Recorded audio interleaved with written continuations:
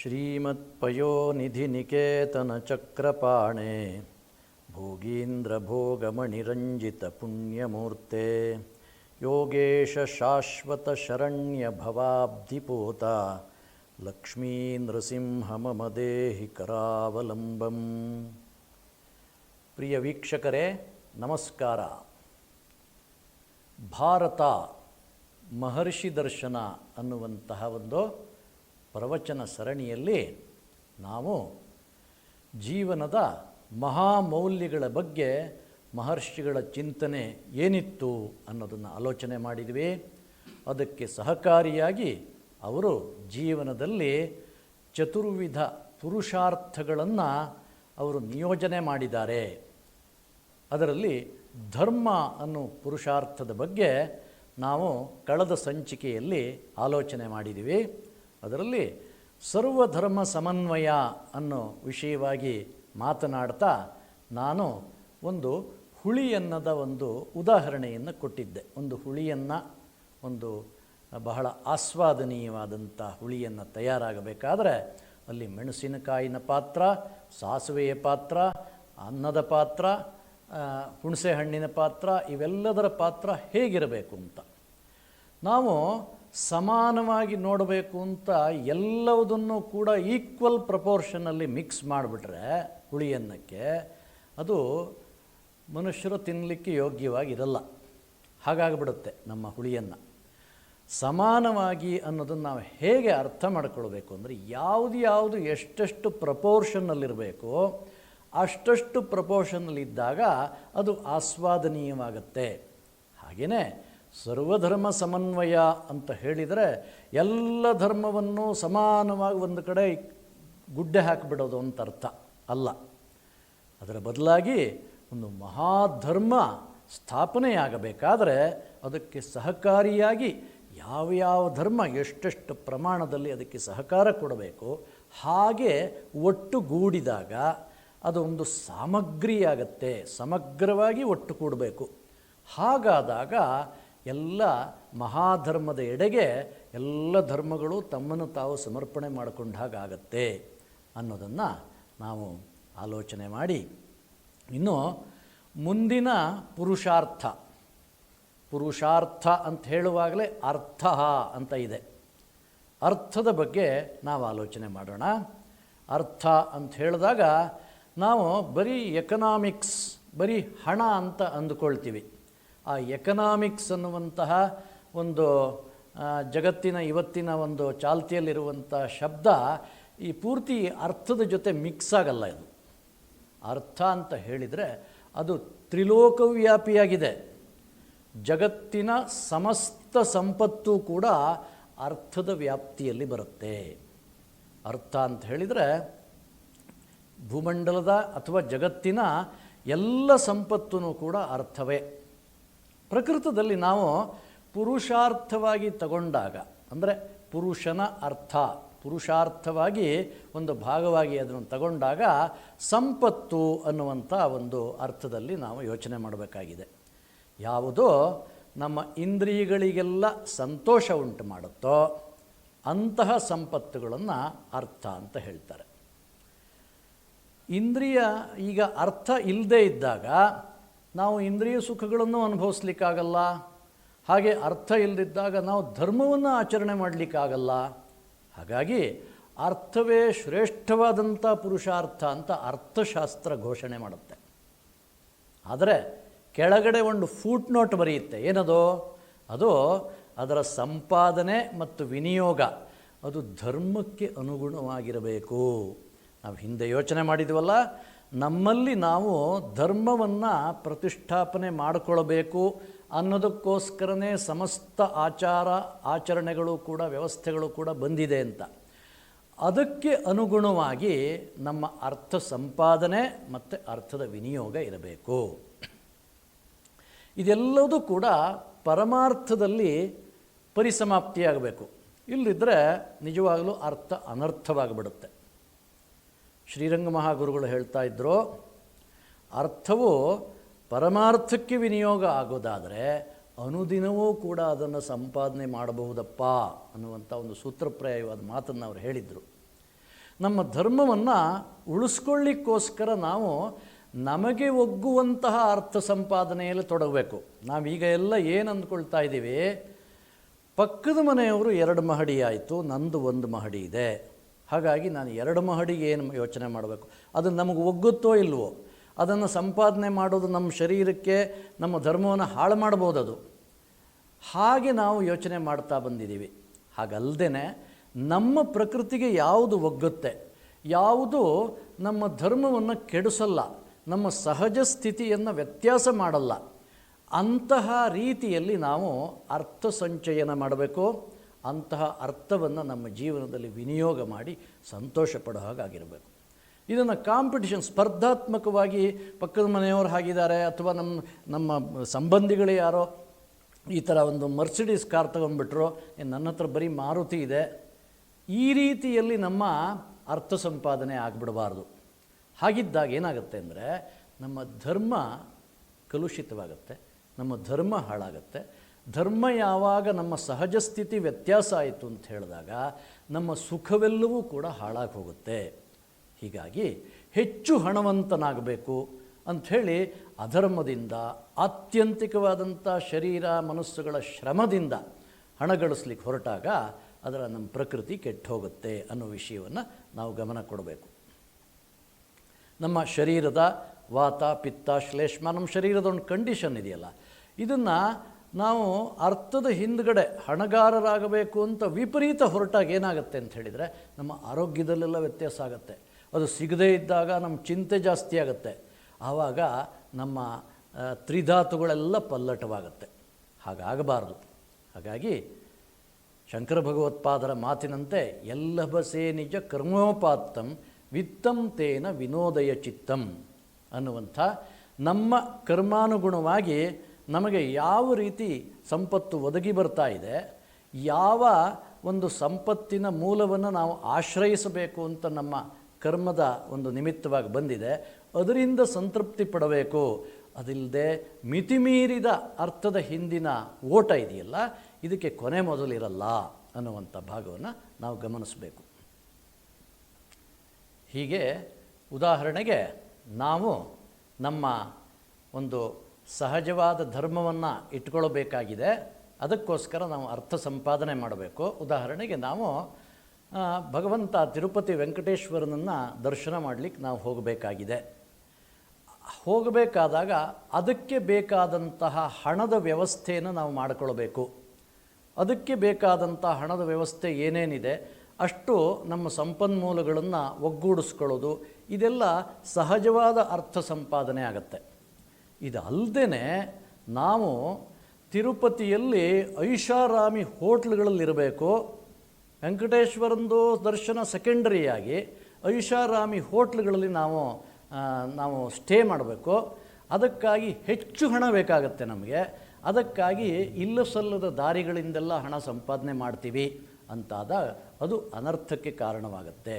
ಹೀಗೆ ಅರ್ಥ ಸಂಪಾದನೆಯಲ್ಲಿ ಒಂದು ಶುದ್ಧಿ ಇರಬೇಕು.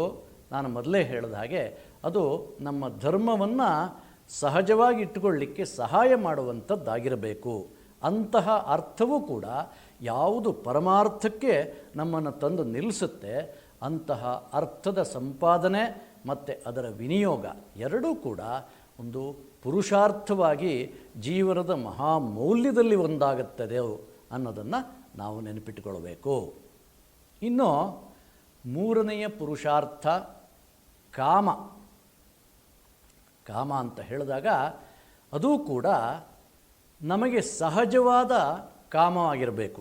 ಸೃಷ್ಟಿ ಎಲ್ಲವೂ ಒಂದು ದೃಷ್ಟಿಯಿಂದ ಕಾಮಮಯವಾಗಿದೆ. ಪ್ರಕೃತಿಯಲ್ಲಿ ನಾವು ಇಂದ್ರಿಯ ತೃಪ್ತಿ ಅನ್ನುವಂಥ ಅರ್ಥದಲ್ಲಿ ನಾವು ಇಲ್ಲಿ ಪುರುಷಾರ್ಥದಲ್ಲಿ ಕಾಮವನ್ನು ನಾವು ತಗೊಂಡಿದ್ದೀವಿ. ನಿಸರ್ಗ ಸಹಜವಾಗಿ ಯಾವ ಬಯಕೆಗಳು ನಮಗಾಗುತ್ತೋ ಅದೆಲ್ಲವೂ ಕೂಡ ಕಾಮದ ವ್ಯಾಪ್ತಿಗೆ ಬರುತ್ತೆ. ಅದು ಹೇಗಿರಬೇಕು ಅಂತ ಋಷಿಗಳು ನಿರ್ದೇಶನ ಮಾಡ್ತಾರೆ. ಅದು ನಮ್ಮ ಒಳಹೊರ ಧರ್ಮದ ಒಂದು ಚೌಕಟ್ಟಿನಲ್ಲಿದ್ದಾಗ ಸತ್ಕಾಮ ಅದು ಪೂಜ್ಯವಾಗೇ ಇರುತ್ತೆ. ಒಂದು ಬೀಜ ತಾನು ಮೊಳಕೆ ಒಡೆದು ಅದು ಮುಂದೆ ವೃಕ್ಷವಾಗಿ ಫಲವನ್ನು ಕೊಡಬೇಕು ಅನ್ನುವಂಥ ಕಾಮನೆ ಇಟ್ಟುಕೊಂಡಾಗ ಅದು ಸಹಜವಾದಂಥ ಕಾಮ. ಆ ರೀತಿ ಕಾಮ ಎಲ್ಲರೂ ಕೂಡ ಬಯಸಬೇಕು. ಅದಿಲ್ಲದೆ ಆ ಬೀಜ ಇದ್ದಕ್ಕಿದ್ದಂಗೆ ತನಗೆ ದೊಡ್ಡ ಮನೆ ಬೇಕು, ನನ್ನಲ್ಲಿ ಸೀರಿಯಲ್ ಸೆಟ್ಟೆಲ್ಲ ಇರಬೇಕು ಅಂತ ನಿರೀಕ್ಷೆ ಮಾಡಿಬಿಟ್ರೆ ಬಹಳ ಅಸಹಜ, ನಿಸರ್ಗಕ್ಕೆ ಸಹಜವಾಗಿದ್ದಾಗಲ್ಲ ಅದು.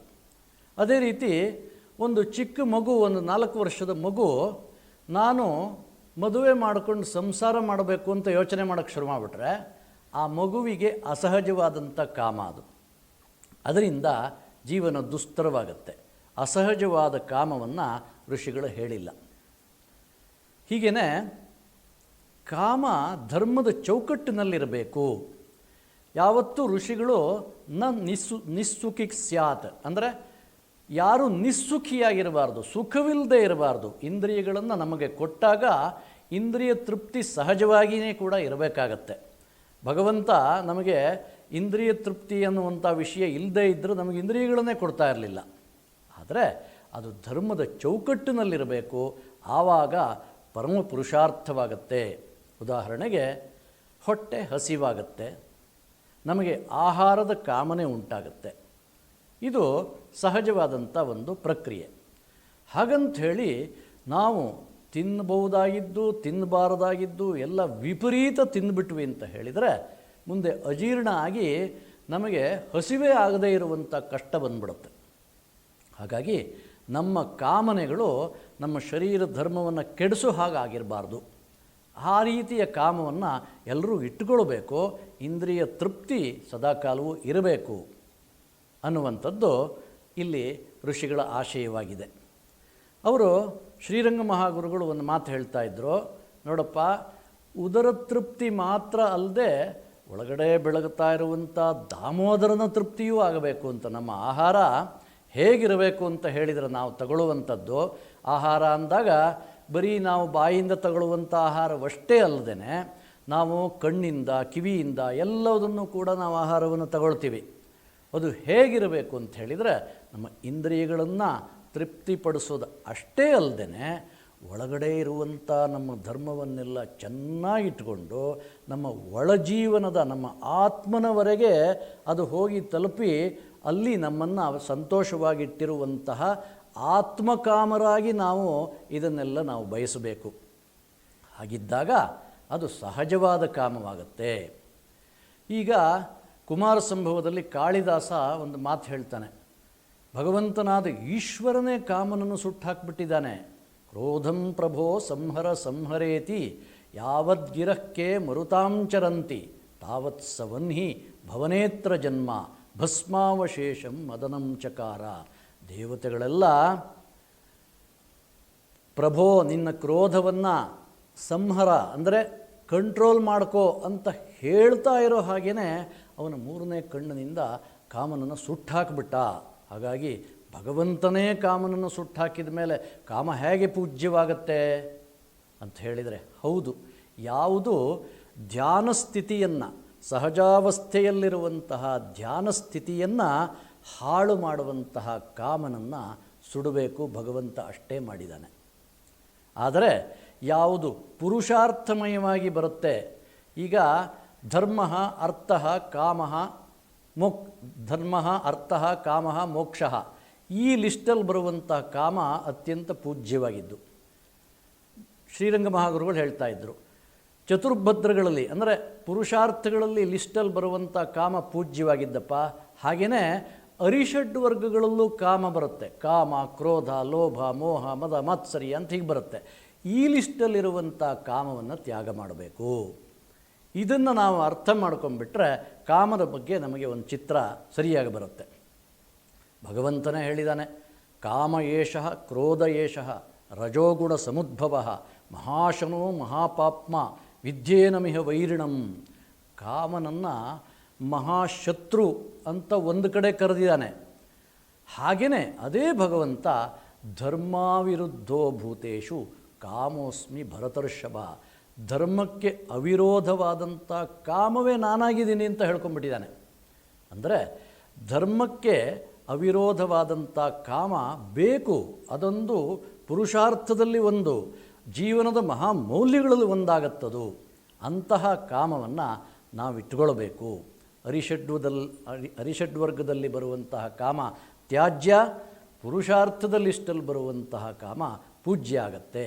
ಹಾಗೆ ಜೀವನದ ಮಹಾಮೌಲ್ಯವಾಗತ್ತೆ. ಮಹಾಶಿವ ಭಗವಂತ ಕಾಮನನ್ನು ಸುಟ್ಟಾಕಿದ ಅಂತ ಒಂದು ಕಡೆ ನಾವು ಕೇಳ್ತೀವಿ. ಆದರೆ ಅದೇ ಶಿವ ಭಗವಂತನೇ ಗಿರಿಜಾ ಕಲ್ಯಾಣದ ಸಂದರ್ಭದಲ್ಲಿ ಕಾಮನನ್ನು ಸ್ವಾಗತ ಮಾಡ್ತಾನೆ. ಯಾಕಂದರೆ ಸತ್ಸಂತಾನ ಮುಂದುವರಿಯಬೇಕಾಗಿದೆ ಜಗತ್ತಲ್ಲಿ. ಆವಾಗ ಈ ಚತುರ್ಭದ್ರಮಯವಾದಂತಹ ಧರ್ಮ, ಅರ್ಥ, ಕಾಮ, ಮೋಕ್ಷಗಳ ಲಿಸ್ಟಲ್ಲಿ ಬರುವಂತಹ ಕಾಮ ಬೇಕಾಗಿದೆ. ಅಲ್ಲಿ ಕಾಮನನ್ನು ಸ್ವಾಗತ ಮಾಡ್ತಾನೆ. ಅಂದರೆ ಯಾವ ಸಮಯದಲ್ಲಿ ಕಾಮ ತ್ಯಾಜ್ಯ, ಯಾವ ಸಮಯದಲ್ಲಿ ಕಾಮ ಪೂಜ್ಯ ಅನ್ನೋದನ್ನು ಮಹರ್ಷಿಗಳು ಸ್ಪಷ್ಟವಾಗಿ ನಮಗೆ ಹೇಳಿದ್ದಾರೆ ಅನ್ನೋದನ್ನು ನಾವು ನೆನಪಿಡಬೇಕು. ಹೀಗೆ ಕಾಮ ಜೀವನದ ಪರಮ ಪುರುಷಾರ್ಥವಾಗಿದೆ. ಅದು ಪರಮ ಪುರುಷಾರ್ಥವಾಗಿ ಜೀವನದ ಮಹಾಮೌಲ್ಯವೂ ಆಗಿದೆ ಅನ್ನೋದನ್ನು ನಾವು ನೆನಪಿಟ್ಟುಕೊಳ್ಳಬೇಕು. ಹೀಗೆ ಅರ್ಥಕಾಮಗಳು ತುಂಟ ಹಸುವಿನಂತೆ ಅಂತ ಶ್ರೀರಂಗ ಮಹಾಗುರುಗಳು ಹೇಳ್ತಾ ಇದ್ದರು. ಆ ತುಂಟ ಹಸುಗಳಾದಂಥ ಅರ್ಥಕಾಮಗಳನ್ನು ಯಾವ ಕಂಬಕ್ಕೆ ಕಟ್ತೀರಿ ನೀವು ಅಂತ ಹೇಳಿದರೆ, ಈ ಕಡೆ ಧರ್ಮದ ಕಂಬಕ್ಕೆ, ಆ ಕಡೆ ಮೋಕ್ಷದ ಕಂಬಕ್ಕೆ ಏನಾದರೂ ಕಟ್ಟಿ ನೀವು ಹಾಲು ಕರೆದಾಗ ಆ ತುಂಟತನವೆಲ್ಲ ಹೋಗಿ ಅಮೃತಧಾರೆಯಂತೆ ಆ ಹಸು ಹಾಲು ಕೊಡುತ್ತೆ.